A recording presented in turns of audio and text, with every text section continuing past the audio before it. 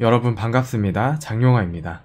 자, 오늘은 특정 서버를 대상으로 공격 코드 등을 작성할 때 그것을 좀 더 자동화할 수 있게 도와줄 수 있는 파이썬을 이용한 트래픽을 전송하는 방법에 대해서 같이 알아보겠습니다. 자, 이 방법을 개인적으로 응용해서 활용을 하실 수도 있고, 아니면 보여드리는 그대로를 활용하시면 크롤링 작업을 하시는데 직접적인 도움이 될 수가 있습니다. 제가 코드를 미리 준비를 해놨습니다. 여기 사이트에서 제 블로그인데요, 크롤링을 검색을 하시게 되면 글 하나가 나오죠. 들어가 보시면 쭉 코드가 있는데요, 한 50라인 정도 되고요. 주요 특징은 실행을 하면은 동일 위치에 뭐뭐뭐 언더바 crawl.html 파일로 저장되도록 설정을 해놨습니다. 해당하는 부분은 여기가 되겠습니다. 이 부분에서 이제 프린트 함수를 사용하셔서 결과를 화면에 출력을 하셔도 되고, 하지만 현재 설정은 파일로 저장되도록 했습니다. 이 코드를 그대로 복사를 하셔서 붙여넣기를 합니다. 그리고 저장을 해주겠습니다. 새 폴더에 크롤이라고 하겠습니다. crawl.py 저장을 하게 되면 새 폴더에 crawl.py가 생겼죠. 실행하는 방법은 개인에 따라서 차이가 있겠습니다만, 저는 개인적으로 이렇게 실행하는 걸 조금 더 선호합니다. crawl.py 이렇게 실행을 시키시게 되면 파일 하나가 생성이 되고요. 이 파일을 열어보게 되면 해당 페이지에서 가져온 정보들을 확인을 하실 수가 있습니다. 근데 요게 이제 주의하실 사항이 뭐냐면은, 지금 같은 경우에는 이제 HTTP 요청 메시지를 전송을 해서 응답 메시지를 받은 다음에 그 응답을 요 HTML 파일에다가 그냥 다 저장을 한 형태거든요. 그래서 요 상단에 보시게 되면 여기 글자가 있죠. 얘네들이 다 이제 HTTP 헤더에 해당이 됩니다. 그리고 바디 부분은 브라우저가 해석을 할 수 있기 때문에 지금 이렇게 이쁘게 형태가 정리된 상태로 보이는 거고요. 실제로 이 내용 전체가 이제 HTTP 응답 메시지에 해당이 됩니다. 이 사이트가 어디냐면은 여기다가 적습니다. 기본적으로 이제 메인 함수로부터 시작이 됩니다. 메인 함수 불러서 호출이 되는데요. 이 crawl이라는 함수를 부르는 게 끝이에요. 이 하단에 정의를 해놨죠. 제가 긁어오는 사이트가 어디냐면 네이버닷컴에 여기에 이겁니다. 네, 이렇게 접속을 하시게 되면 좌측의 사이트를 지금 긁어온 거예요. 그대로. 근데 이제 사이트의 상황에 따라서 다양한 외부 라이브러리를 사용을 하고 있는 경우에는 지금처럼 이쁘게 정리가 안 될 수도 있습니다.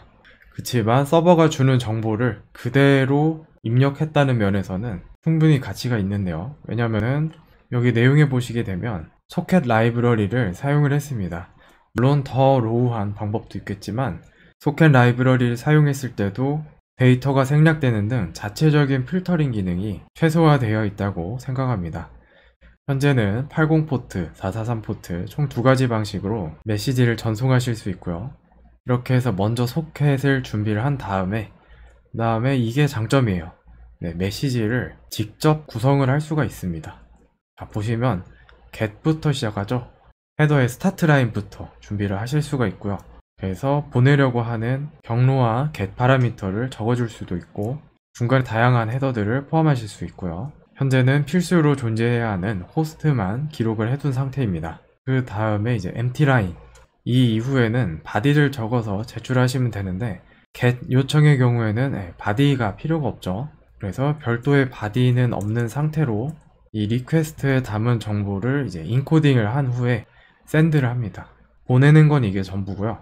받는 거는 조금 복잡할 수가 있지만 여기서 주요한 부분은 리시브고요.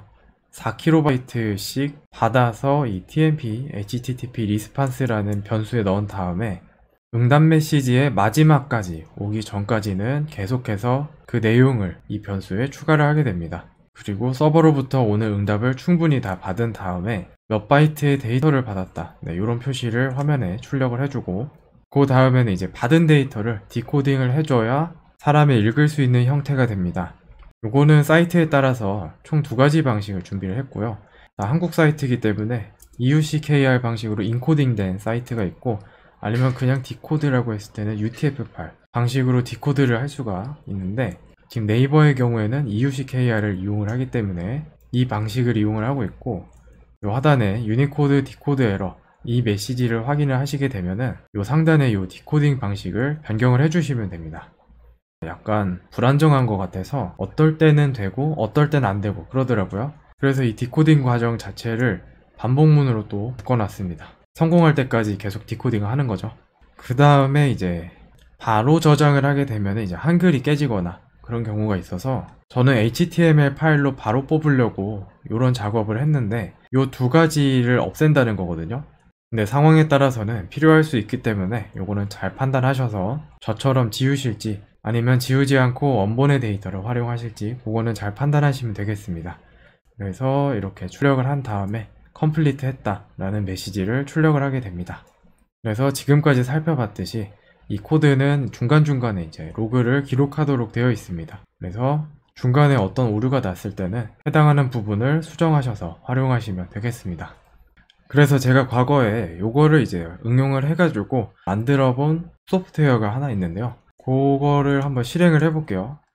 약간 유머 사이트들에 올라오는 글이 이제 굉장히 다양한데 몇 군데 사이트를 그냥 테스트 삼아서 활용을 했던 적이 있습니다. 어떤 사이트냐면 여기 두 번째인데 요거는 제가 재미삼아 만들어 본 거예요. 자, 7월 1일 13시 31분이라고 나와 있죠.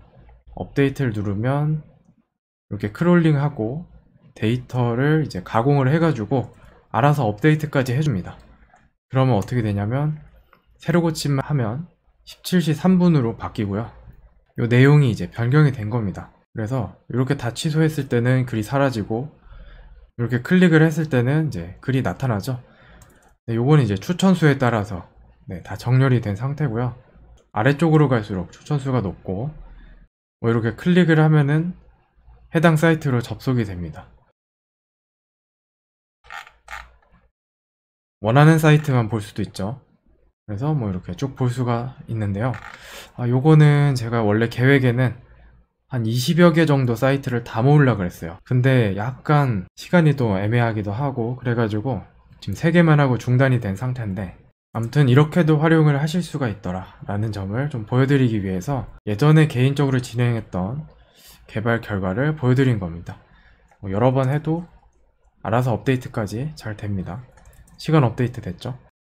자, 이렇게 특정 서버에 데이터를 보내고 받는 방법에 대해서 파이썬으로 어떻게 가능한지 함께 살펴봤고요. 다양하게 응용할 수가 있습니다. 그러면 여기서 마무리하겠습니다. 감사합니다.